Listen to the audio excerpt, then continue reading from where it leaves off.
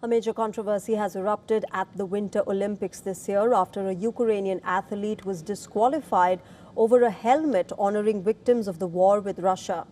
The International Olympic Committee, or the IOC, says that this move was based on rules prohibiting political expression during the competition, remember, but Kiev has condemned this decision, calling it a moment of shame.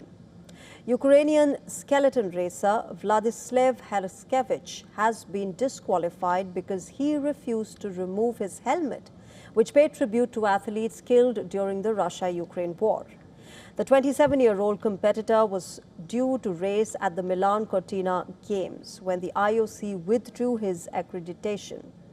Herskevich had made it clear that he intended to wear this helmet during the competition, despite being warned that it violated Olympic regulations. The IOC says it offered a compromise. He was allowed to display the helmet during training runs and was given the option to wear a plain black armband during the competition. He was also permitted to show the helmet after competing in the mixed zone, but he refused to change course.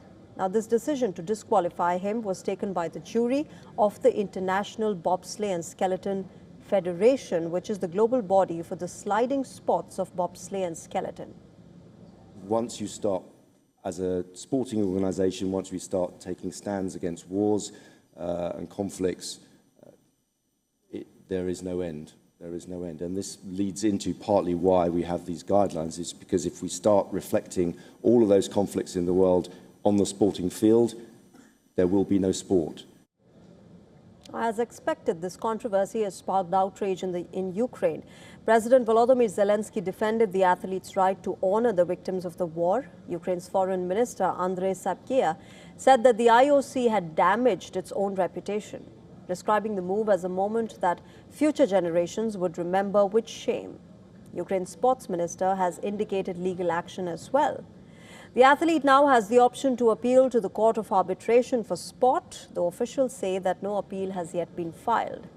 The IOC has insisted that this issue was not about the message itself, but about maintaining neutrality in competition venues.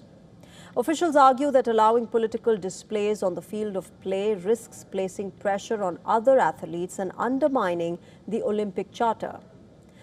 But this episode has drawn emotional scenes as well. Behind the scenes, IOC President Kirsty Coventry reportedly held a private meeting with the athlete in a last-minute effort to persuade him to comply. IOC officials later described her as deeply emotional following the discussion. I really wanted to see him race today. It's been an emotional morning. Yeah. He was emotional as well. Could you share if the meeting got emotional? You know, I think for me, I don't think we were in tears, but it was, he is an athlete, and for me, I was not speaking to him in that room as a president. I was speaking to him as an athlete. We have these rules in place to try and be fair, and also to try and allow for us to do both things, right? To allow for athletes to express themselves, but also to allow for athletes to be safe. Outside the competition venue in Cortina d'Ampezzo, Ukrainian supporters expressed anger and disappointment. Many argued that the helmet was not a political statement, but a tribute to real individuals who were killed in an ongoing war. I think this is a discrimination, and it's more about politics, and I think this is not correct. He represents, first of all, our country, and he's a great sportsman. And in the past, there was the same situation, and the sportsman was allowed to participate in the participation. So I think this is not correct. I am very disappointed because this is not a joke. It's not made up. It's not a fantasy. It's real. These people that he showed in his helmet, they're real people that died because of the Russian invasion.